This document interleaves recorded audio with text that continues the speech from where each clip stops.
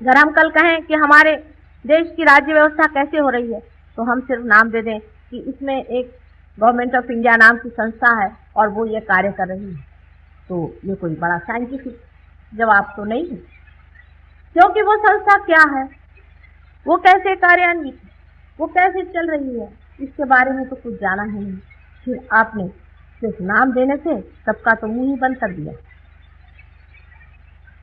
सिर्फ नाम देने के लिए ही तो सारे साइंस की उत्पत्ति नहीं हुई, किंतु ये बताने के लिए कि ये शक्ति, ये सृष्टि, ये सृजन, ये सब क्यों, कहाँ, कैसे है। लेकिन साइंस वहां तक शायद कभी पहुंच पाए या न पहुंच पाए। आप लोग पहुंच सकते। साइंस की दृष्टि अत्यंत एनालिटिकल है, विकेंद्रीकरण है। यानी आप जानते हैं कि एक हाथ के लिए एक डॉक्टर होता है, दूसरे हाथ के लिए दूसरा डॉक्टर होता है। संपूर्ण समग्र ज्ञान साइंस से आना बहुत है।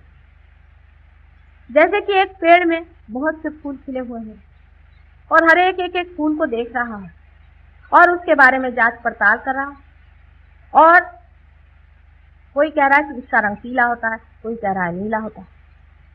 लेकिन कोई अगर उस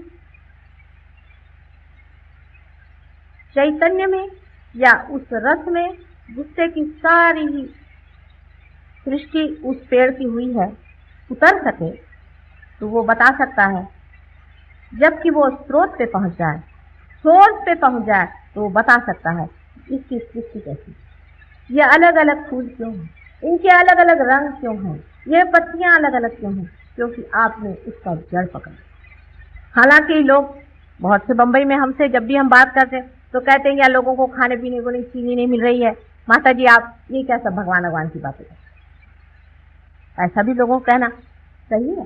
लोग कहते हैं कि आपको इस वक्त ये क्या पड़ा हुआ है।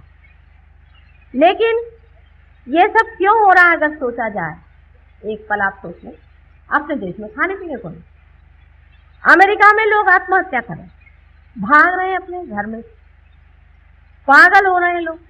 कहाँ नहीं है ह्यूमन क्राइसिस। सारे संसार में आप किसी से भी बातें करें तो ऐसा लगेगा कि उससे पहाड़ टूटा जाए, चाहे उनके पास खाने पीने को हो, चाहे उनके पास बाल बच्चे हो, चाहे ना। संसार में कहीं भी कोई एक भी सुखी क्यों तो नहीं दिखाई देता।